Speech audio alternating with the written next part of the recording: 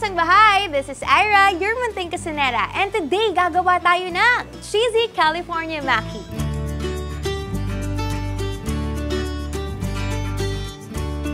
At ituturo yan sa atin ni Chef Joel Tondo, ang owner ng Lanai Restaurant by Little Sushi Bar. Good morning, Chef! Good morning!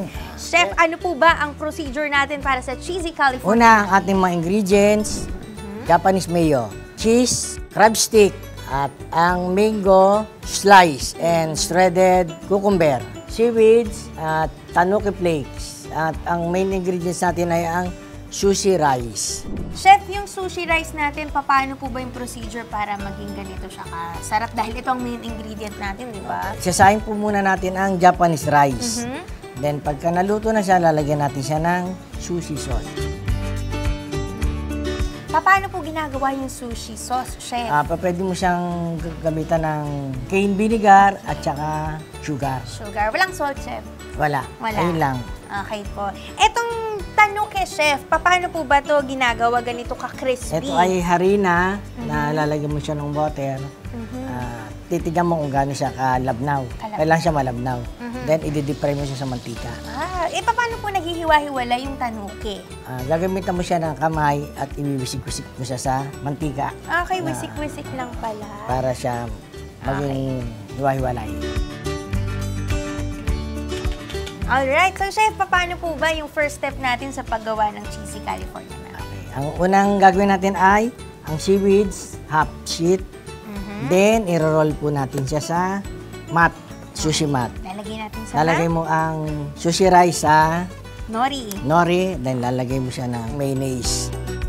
Lagay na natin yung crab stick. Crab stick, mango, cucumber, lalagyan mo siya. Drizzle lang, no, Chef? Drizzle. Then, i-roll natin siya. Mga 2 to 3 roll siya. Okay. Kailangan masikip, no, Chef? Kailangan. So, after nun, Chef, ano po yung ilalagay pa natin? Keso muna siya sa top. Then, ito-torch natin siya. Alright. Para makuha yung may smoke flavor din siya.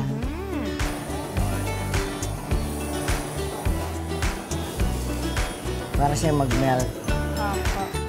Then, slice mo siya ng 8 slices.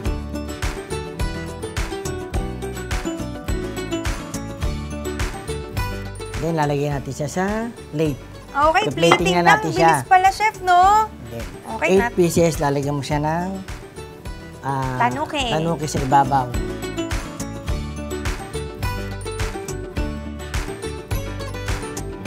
Alright, drizzle natin ng Japanese mayo. Yum. And then, Chef, yung wasabi, saan po natin lalagay? Dito na lang sa side. Gilid. At saka Alright. ang soy sauce.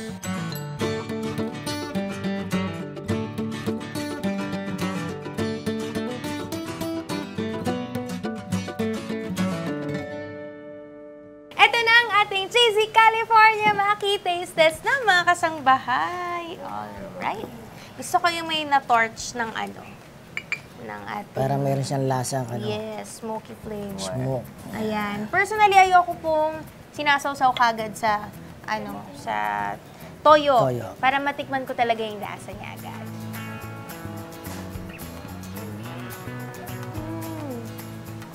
Sarap ng sushi rice, Chef. Salamat! Very fresh ng ingredients. May hint ng smoky flavor dahil dun sa pagka-torch natin. And it's very cheesy. And stand out sa akin yung crisp nitong tanuki sa ibabaw. And it's very creamy and cheesy. I love it, Chef. Ang sarap po. Thank you. Chef, sa mga kasangbahay natin na gusto pong tikman ito at ang iba pang food na ino-offer ninyo, saan pa pwede kayong mapuntahan?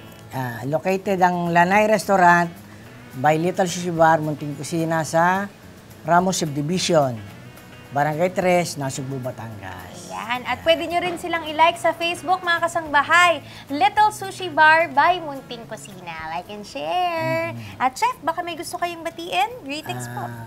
Shoutout ko na yung mga kasama ko sa Gun Club at saka sa Eagle, One Gun Philippines. At saka nagpapasalamat rin ako sa Chef Tag of the Philippines organization. Mabuhay. Ayun. At syempre, yun na mga kasangbahay. That's it for our Cheesy California Maki. Join me next time for more Cuisine Adventures and don't forget to cook with love and cook it right.